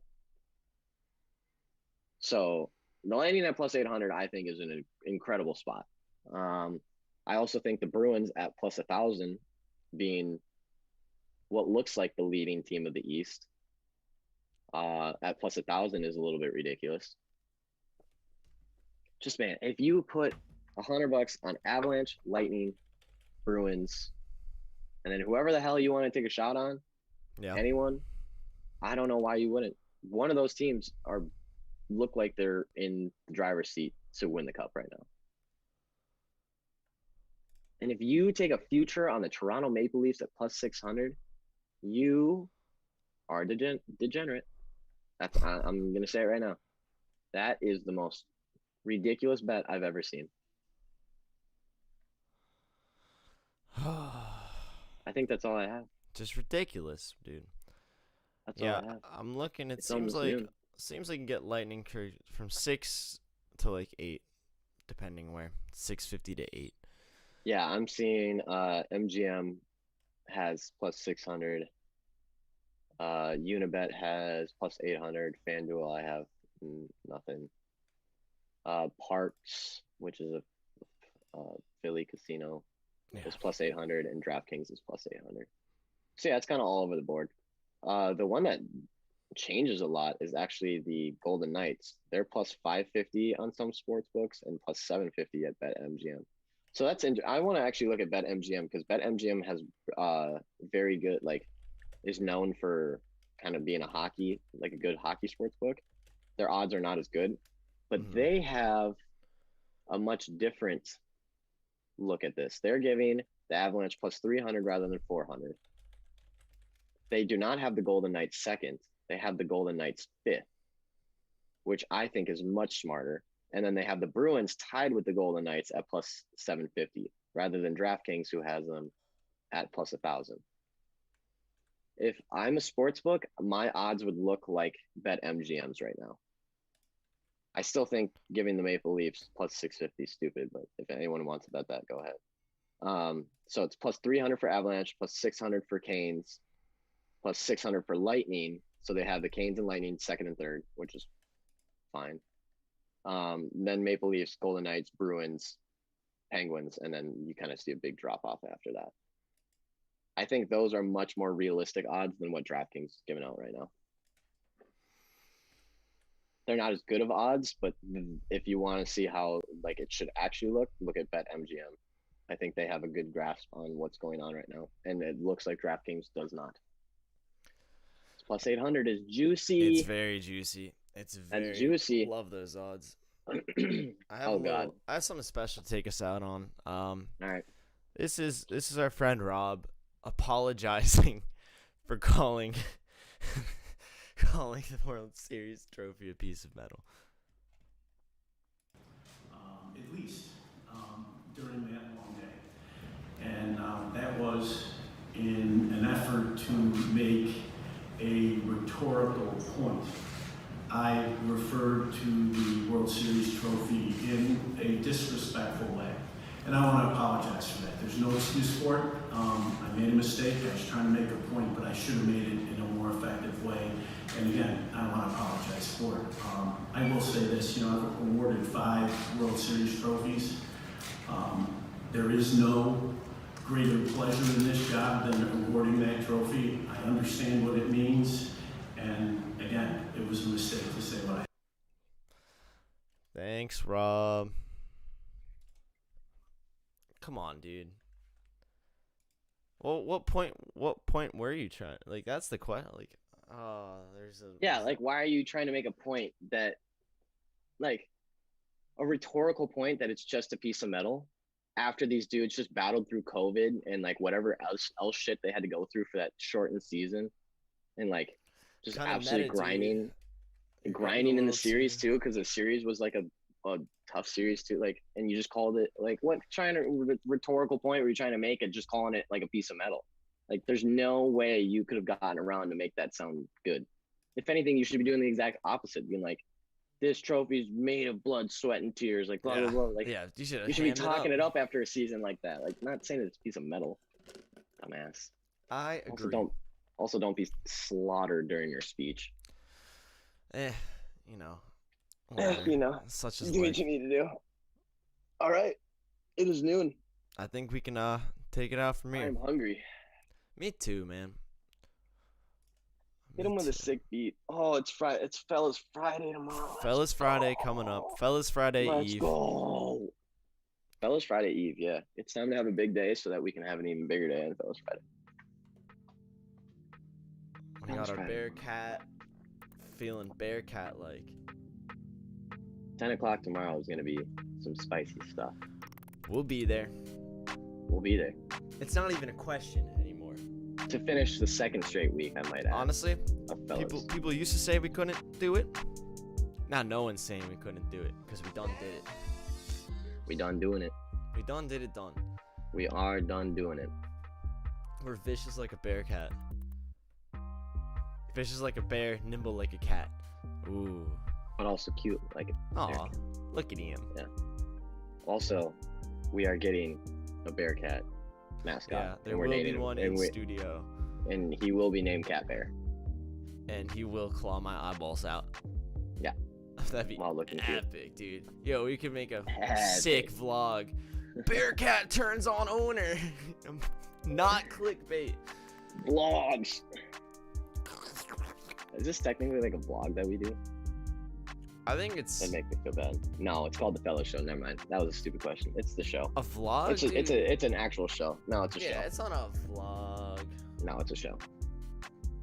It's called the Fellow Show because it's a show. That's correct. Not to be confused with the Pat McAfee show, even though we're like. I mean, look, we're not trying to compete though. You can go 10 No, to 12 we with love us and that. then hop on, watch Pat. Yep, That's what I exactly. You get yep. You get what is that, like 5 to 6 straight hours of sports news, do. Nothing basically. but sports nonsense. And we fill the gap. We fill the void of other sports and betting. You're welcome. That is true. When they found out Karis LeVert, I'm not gonna talk any rah-rah, but But we do know our stuff. we do know our sports. We better. All right. We better. All right. All right, fellas. See y'all tomorrow, 10 o'clock. We'll see you there. Have a good day. Have a Have good a one. great day. Win some money. Win will. some money. We'll help you. Remember, and if you want some help, heyfellas.co. Also, check out the Twitter, Instagram for our free plays. Get the merch. Get the merch over there. Ooh, you like that? Ooh, you like that jersey? But it's actually a crew neck, but it's a little bit polyester, so it looks nice. Ooh, is that the ooh, is he the #1 fella? Ooh, this is all available. This jersey and more. New merch rollout soon. We got all sorts of stuff going on the site. Check it out. Heyfellas.co. Heyfellas.co. Heyfellas.co. Heyfellas.co. Heyfellas.co. Heyfellas.co.